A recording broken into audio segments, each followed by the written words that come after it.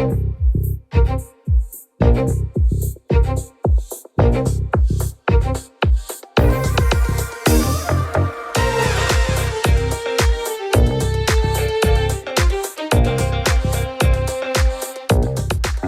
to Super Entrepreneurs Podcast. Today we have with us Joel Green. How are you, Joel? Thanks for having me, man. Thanks for having me. I'm doing great.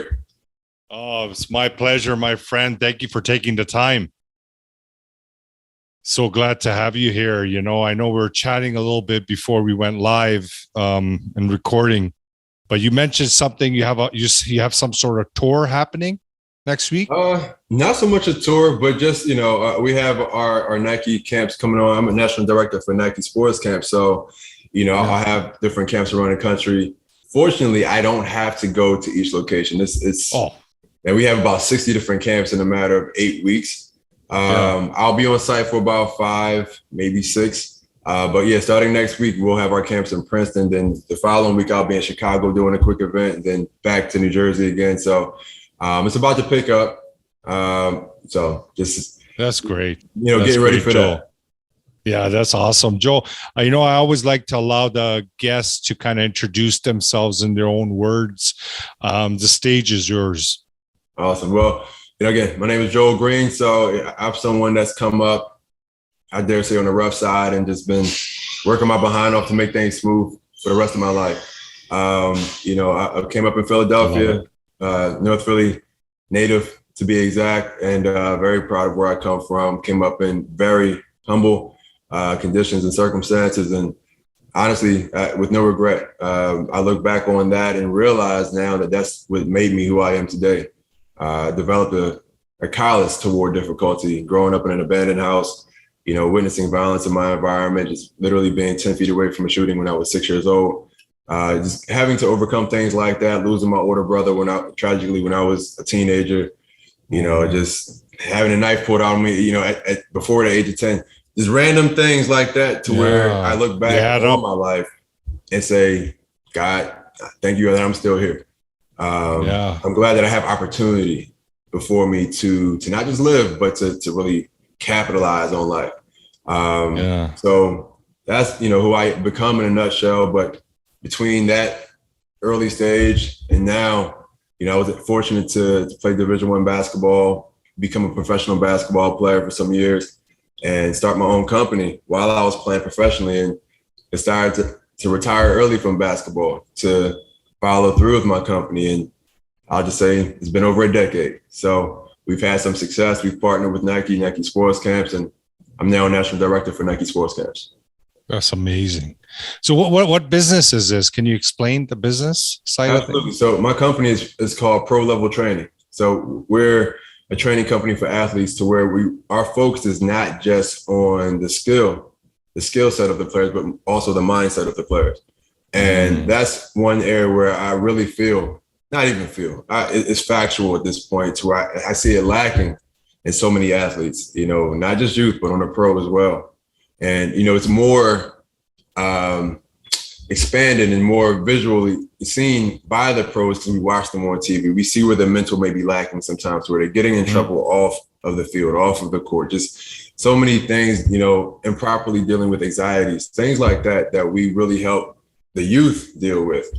I love working with the youth in regards to the sports. I'm a speaker as well. I didn't mention that, but that's when I work along with adults. When I'm going into an organization or I'm going to speak before a university or a school, then that's when I get to talk and relate to my adult crowd. But when it comes to my business, Pro Level Training, we really love to tackle that mindset, man. I have a degree in psychology, my background, and I read on it every single day. So that's what, my company, that's what we do. We help train the skill, but we also help train the mind. I always ask this question, and I find that this might be an appropriate time for it. But what do you think the percentage is? Mindset and skill set. What would you think the breakdown would be? That's huge. That's a great question. I would say it's man. All right. So if I want to be, political about things, I would say it's about 50-50. It's not. Mental is more, and the reason why I say that is because I've come across a ton of types of players, right? Different types of athletes, not just in basketball. I've trained over 9 sports. So I see that even lower skilled athletes with greater aggression and mental aggression, they still thrive, right? Because they have the proper mindset of bringing it every single day, no matter if they get hurt by diving on the field or on the floor or the court, no matter what, they just find a way to bring it. And that comes from the mental side. They know how to really say, I'm going to bring it no matter how good or how bad or not as good I may be. So that's something I've noticed. So I dare say, to give it a percentage, it may be 60-40,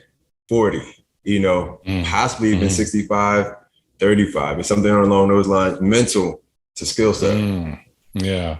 It's just huge. Mindset is like the foundation that determines what we'll experience in whatever venture, whatever we're doing. If the mindset is not there, if the foundation is not there, you tend to struggle. For me, I spent most of my life in a struggle, even though on the outside it seemed like, oh, this guy's doing well, but it was always push, get. I felt like I was in those the hurricane simulating machines. Yeah. Like I just my mind was going out. Yeah, I was like, all over the place. Do this. I was just everywhere because there was no calmness, right? There was no foundation. There was no faith and belief and that calmness of mind. Because when you start operating from that place, the results improve tremendously. So that means your skills automatically, the skills improve. So I find that just the heart of everything, right? Mindset. Yeah. I mean, you just said a key word, you said a couple of times, the calmness. That's what we train. That's what we teach. Yes. As far as same here.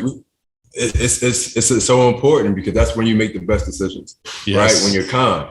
And we use the word poise all the time, right? So when I'm talking to players about being poised, I'm just telling them how to be calm in the moment. Right. So during a fast paced moment, can you still be a slow thinker, not in a slow way, but you still think with a calm spirit, a calm mind, even when everything is turmoil around you, like you said, with the simulation of the hurricane. Yeah. Can you still be in the eye of that storm and be calm? Right. Yeah. That's where the mental side comes in. Yeah. Yeah. No, it's so important, super important, especially when you're trying to make decisions. And quick decisions, that calmness plays a huge role because from that calmness, your decisions, the quality of those decisions improve tremendously. I find that what you're doing for people, I find it the most important because if you're giving them that mindset foundation, everything else becomes better. Even the sports that they're doing, it gets better. Their relationships get better. How they deal with other people gets better. And then how they feel internally starts emulating that, it's just feeling good. You called it. I mean, and it's like you said, the relationships, everything else. My whole thing is if you know how to deal with conflict resolution, in sport, hopefully you just realize you're going to see the same things, in life. It's going to be the same type of situations. I tell, kids all the time, it's going to happen. This is going to be your life. Hopefully, if your goals are achieved for the next 10 to 15 years, right? And just know beyond that, there's another life. You're going to be in a workforce in a different way. You're going to have teammates going to be referred to as coworkers at that time. Your coach is going to be called bosses at that time and managers. These referees are going to be called officers out in society. So you got to learn how to deal with your counterparts right now. That's a good analogy. Yes, I like that picture you painted. I just want them to understand that, right? I just want them to know, okay, your friends right now it's called teammates. As you get older, you're going to still have teammates, but you're not, you have to know how to work with people now and learn how to respect authority now, so that when you're older and you're out in society, you're in a true workforce, you can transition right into it seamlessly. And it's nothing new that you have to learn as far as the vital foundations of things. So again, that's one thing that we look to really focus on now. So which sports specifically? Is it basketball or what? Does it matter? Any sport? It doesn't matter. I mean, we cover everything. literally, as far as my specialty is basketball. You don't want me teaching lacrosse. You don't want me teaching, the skill set of lacrosse. Look, I've worked with a lot of lacrosse players on the performance side. I work with every type of athlete. Again, over 9 sports. I've had junior Olympian water polo players that I've worked with just to help increase their throw power, the treading power for the legs, things like that in the water. But skill wise, I'll work with you on basketball. That's what that's my specialty. So all of our coaches, we have a number of other sports. As far as our Nike camps around the country, we cover 5 different sports to be exact. But my company, Pro Level Training, we cover every sport. Mm. So my son, I spent a lot of years with him with basketball. He's a big kid. And, when he was around 8, he was biggest in class and everything. We say, hey, let's put him in basketball. So we put him in camps and stuff. And then he slowly went into pro, the rep leagues, right? Started playing that, but as soon as, the COVID hit, like he got just really lazy. Like he got in a room and pretty much he said, no, I don't want to do it anymore. When things started opening up, his coach here, his pro coach, he trains like college basketball and stuff like this. His name is Mike. He's his coach, has been with him since he was 8. And he was calling me and say, is he coming? I go, I didn't know what to say to him, right? Like I gave up. What do I say? So I said, he doesn't feel like he wants to do it anymore. He goes, oh my God, how tall is he now? I go, he's over 6'6" and he's 14. Dang. Yeah. So, and massive shoulders, big guy, like, almost size 15, 14 shoes, 14, I believe. He's just a big guy, like big hands, he's such an amazing tool. Wow. I wish, he would continue it. Yeah. You're only born, you can't buy that anywhere. No, right? you can't. Right, exactly. No. Yeah. Wow. But you can't change someone's mindset either. Like they actually have to want it. Now you can't force the knowledge that you're talking about right now today. You can't force that on anyone. Mm-hmm. They have to want it, right? Absolutely. They have to be teachable, coachable. Yep. The desire has to be. If the desire isn't there, you can desire for them, but only so far before it begins to show that they just have no desire for it.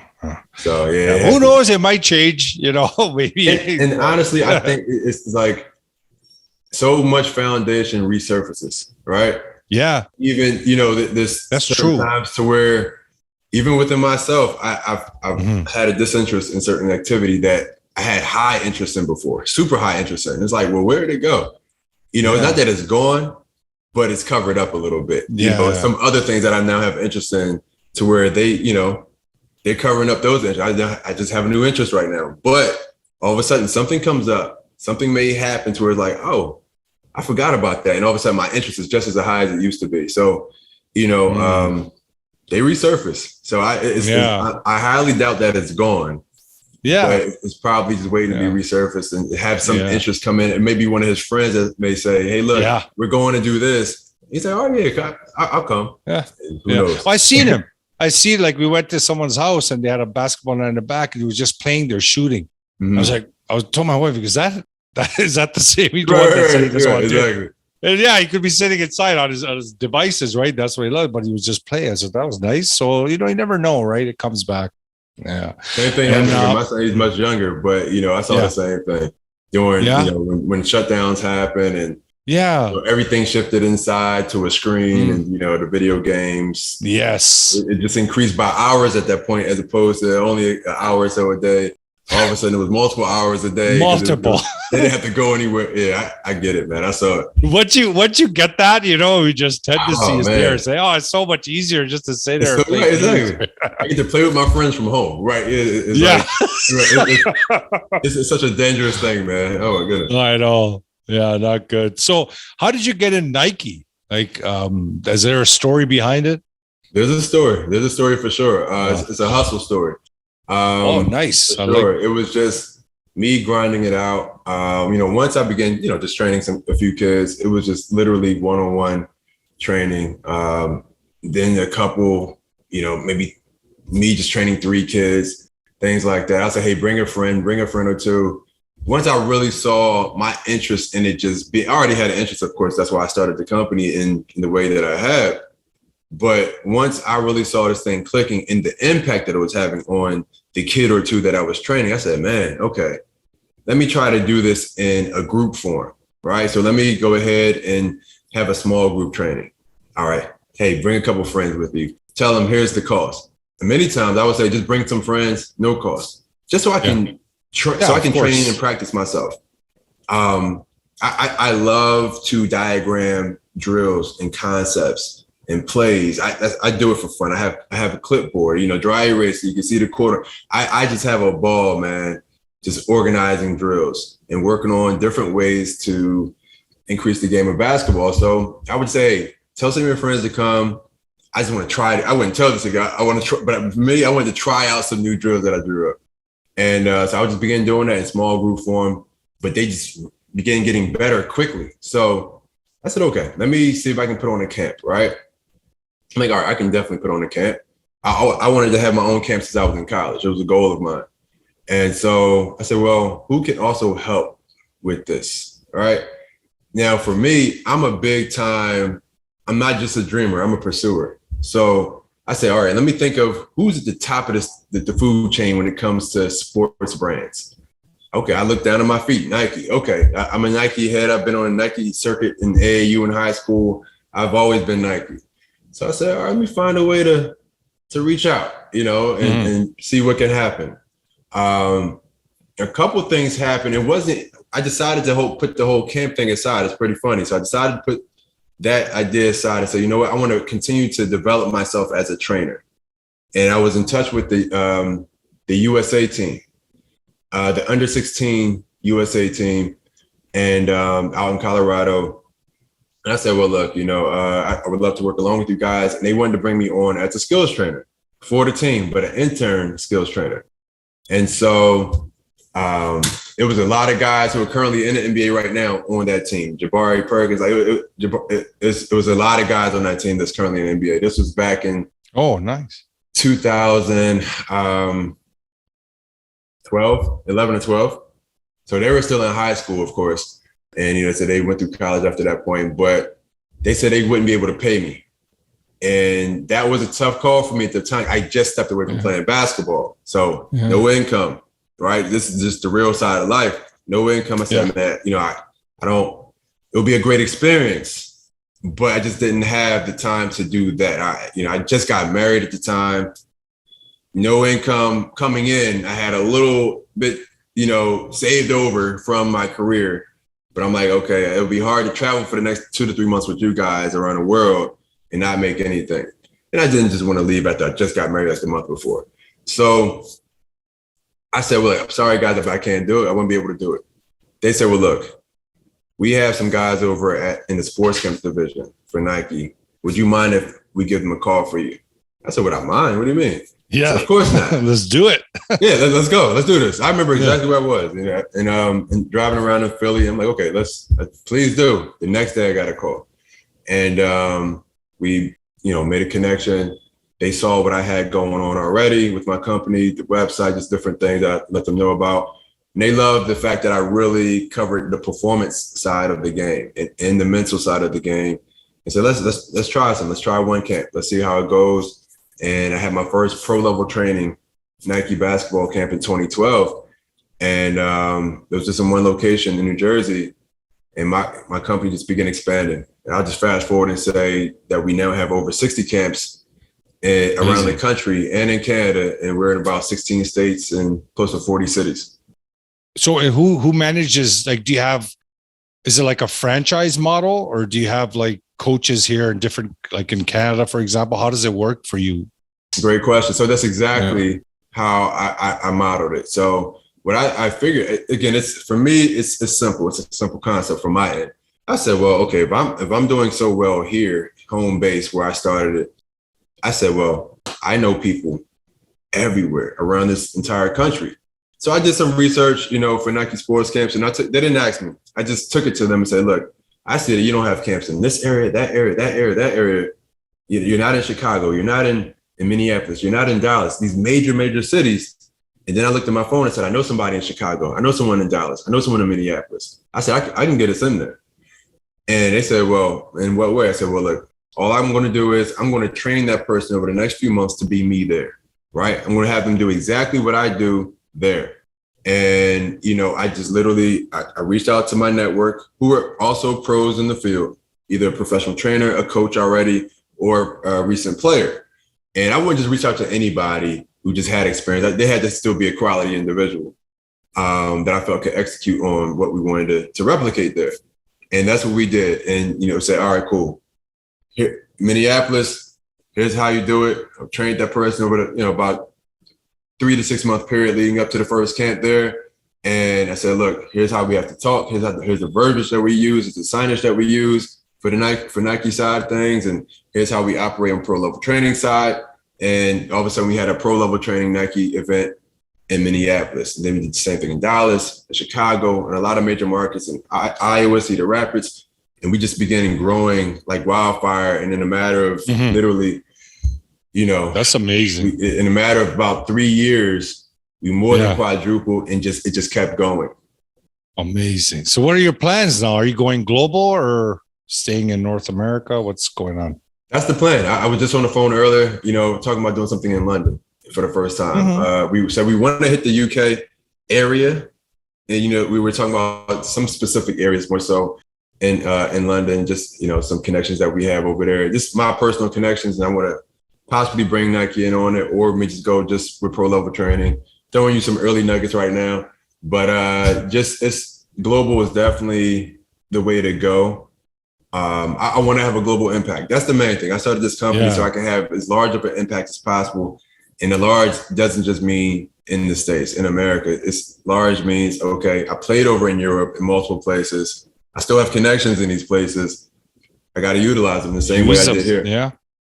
Use those connections because you're serving, with those connections, you build upon them, right? Like that's one of the beautiful parts of having this podcast is meeting people like you, right? Like we met now, it just, who knows where it goes, right? From there. Yeah. And as long as both parties have that service mentality, you just continue to grow. So those people that you build a relationship, from before, it's a simple call and say, hey, would you be interested? Well, yes or no kind of thing, right? So you can expand pretty quickly. Yeah. Yeah, I completely agree. I mean, that's where I tell people all the time. I mean, whether I'm speaking at an entrepreneur, conference or expo, something like that, I'm like, look, please use your network. You don't realize how much you have in your pocket. You just don't, you don't realize it. And that's, people ask me all the time, how'd you grow your company in that way? I'm like, look, I used people I already knew. I didn't have to bring a whole lot of new people into my circle to start the initiation, to initiate rather the growth. Obviously, after the initial growth, we began bringing on new people I never met. But the initial growth, use who you have, use what you have. There's a story I think about all the time. Acres of Diamonds, if you're familiar with that story. Oh, yes. Right. So it's like you have so much right under your feet already where you never know. Are. And we always look elsewhere to find what maybe we saw someone doing on social media. And it's like, nope, that's what they use. But you also have like diamonds right under your feet, right in your own realm. If you take the time to look within yourself and within your circle first, like I'm talking about really dive in and look in your situation. You might say, oh, wow, I don't even need that formula that somebody said they drew up for someone like me. I have what I need. Yeah. And you had a key point there when you mentioned inside, sometimes you get so much clarity just digging deep and spending more time, being present, being within, and all of a sudden everything starts seeming and amplifying your world around you, and things start becoming more clear and ideas form, right? And those relationships that you never thought about that you would ever do business with, all of a sudden they'll pop up. Oh my God, what about that guy? It's just amazing how it works, eh? Yep.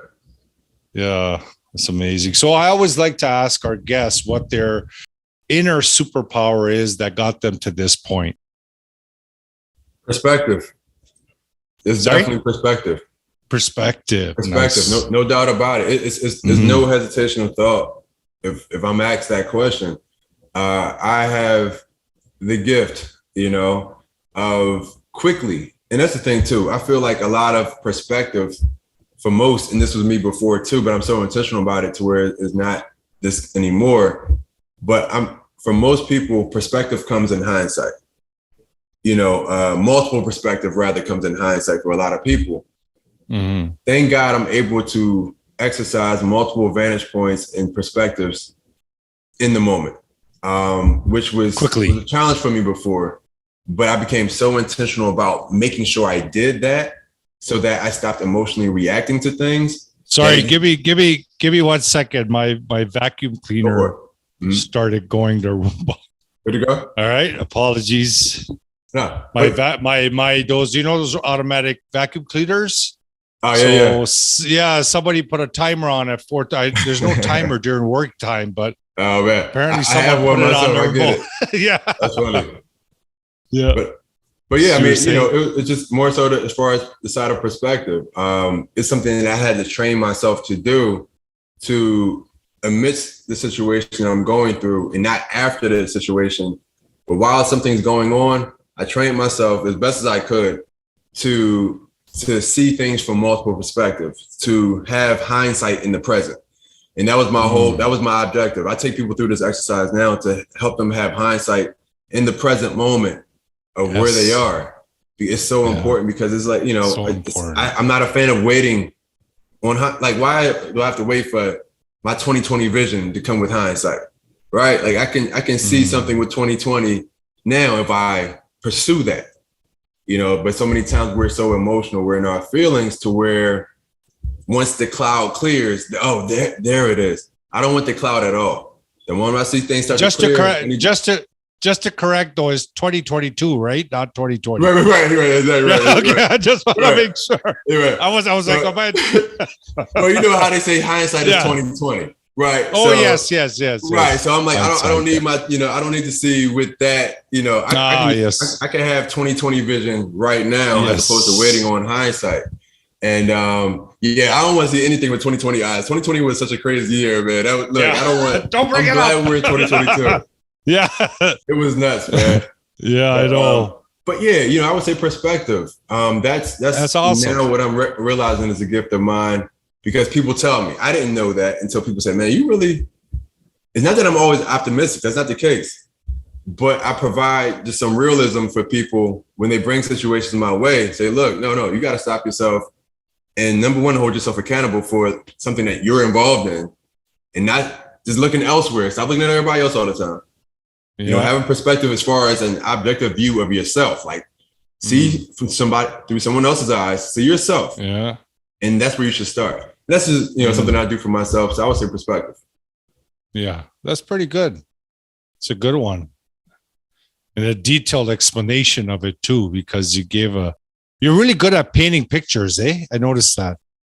Or is that something that because as a coach is so super important.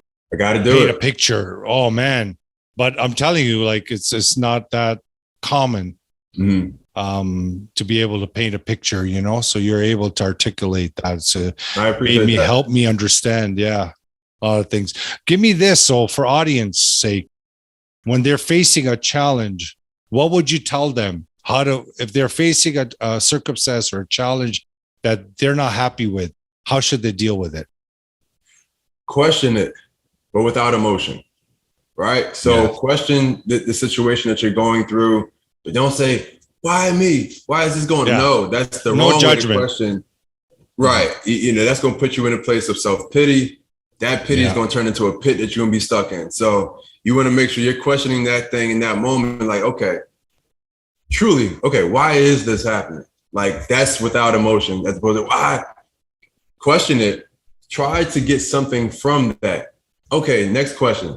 Can I get something from this? Is there something of benefit within what's going on? I don't care how ugly the situation is. It can be death of a loved one, divorce from a loved one. Is there something that I can get from this? And this is a method that I came up with for myself called filter. I just completed my first book, and I can tell you a little bit more about it, but just completed my first book, just actually announced it yesterday, called Filtering. And it's a method that I came up for myself. And the subtitle of the book is The Way to Extract Strength from the Struggle. So good. While you're going through something, here's how to actually get what you were supposed to get from that situation so they can actually empower you and push you forward even further than you currently are. So when you question your situations, that's when you start to find that fruit. But without emotion, that emotion, it distracts us, it clouds the situation. Oh, of course, fogs it up. Yeah, big time, man. It's like, get that out of the way first, and now lean into your situation and find out why it truly came. That's what's going to help resolve the issue, as opposed to have that issue revolve and come right back around time and time again. It's a terrible thing. Yeah. And the funny thing is with that is that it's conditioning too, right? So Absolutely. These are like habits, an individual has a habit to react or to just jump at a challenge. To become first step to become calm is a very deep internal workings to bring yourself to that level. So then you'll be able to control situations like that more, better. Right. But without that foundational work, cosmetically, you could do it a couple of times, but the habit is so strong, it just pulls you back, right? Pulls you back to the original state. Yeah. Well, you know what? I'm grateful for what you do for people, and especially, you're working with kids too. I forgot. Absolutely. I mean, that's who I work with the most. Again, I speak most. To yeah, so incredible. You say the most now. We have so many youth camps around the country, but I speak to adults when I'm on stage. But yeah, I mean, the youth, I love that because I'm able to really help develop. So I mean, like the really young ones, like, 5-year-olds to 5 to 18. Yeah, that's what our camp. So you are. Okay, good. Yeah, good. we work with the, So that's so important, man. Joel, sorry to interrupt, but mindset stuff, if you're giving this kind of knowledge and wisdom to them, I'm grateful that you're around, and I hope you're around for a long time. This kind of information, we need more of that in this world. We need better mindset in all corners of our world. That's holding us back. We're getting in our own way, and what you do is very important. Thanks so much, man. I really truly appreciate that. I love what I do. I love impacting the youth. Obviously adults, this adult side, but it's nothing like seeing a kid grow in confidence like this, because they're in that developmental age. Everything happens so rapidly. You see the growth. Adults, we're more stubborn, man. So it's like a kid, they're more open to change. They don't know everything that exists. Like adults, we know everything, quote unquote. Yeah. So I love seeing a kid just like between 8 and 10 years old, just like, wow, I can do this. Like, yes, you can. Yes, you can. Yes, you can. Awesome, my friend. Do you have any last or final suggestions or recommendations that you want to share with the audience? Anything? Let's have some fun with it. So, all right. So the next thing that you go through, right, that may be difficult, act as if, number one, it was supposed to happen, and act like you enjoy it. And I mean it too. Like really, if you're watching this right now, the next thing that goes on, have some fun with this. The next thing that goes on that you do not like, the most unideal thing that may occur, the next thing, it can be something that happens like this evening. One of your kids annoy you, or your spouse just annoy, whatever. Yeah. Any frustration. Act as if it was supposed to happen. Because again, we don't get too mad about things that we know are supposed to happen. And also act as if you enjoy that thing. Like laugh at it in some form or fashion. You'll discover something amazing about yourself. I kind of want to tell you what you're going to discover. Yeah. I'll just throw this little tidbit out there. You'll realize that you have full control over your reaction to everything. Oh, yeah. And your reactions will then control the output of your emotions and your internal feelings. And our internal is what controls our stress and de-stress. So act as if the next time something happens, you don't like what's supposed to happen. And also, as if you enjoy that thing. Just do that once and just see if it does anything for you. It's so true, Joel. It's never the situation or circumstances. It's our thoughts about the circumstance that's the cause of that feeling, right? So when you shift that, everything shifts. Your whole world shifts. Big time, man. I mean, you caught it. I mean, it's right. This is awesome. Awesome, my friend. I'm grateful that you came on the show. I appreciate your time. Audience, thank you again for joining us for another episode. Do definitely engage with Joel. All his information will be in the show notes. His social media pages, follow, check out his content, and mine as well. Check out my Instagram page and, comment on the video, engage with us. We're out to do good. We're just trying to make an impact, a positive one, because, there's a lot of negative out there. So we're just trying to bring in the beauty and as much as we can. And we love your support. We love your attention, and we want you to grow. We want you to be happy. We want you to be fulfilled, and you can do it. Only you can do it. And Joel, I want to really thank you for taking the time. I know you're busy, and anytime you need me to help you with any promoting or anything that you're launching, like the book, when it's ready, let me know. We can do an Instagram live together, whatever the case may be. Anywhere I can help, I'll love to help. Thank you, man. I'm honored, truly, man. I really appreciate that. And likewise, if I can assist or help with anything, I'm here. Reach out. But yeah, definitely blessed to be on the show, man. Thank you. Thank you so much. Yeah. Bye. Bro.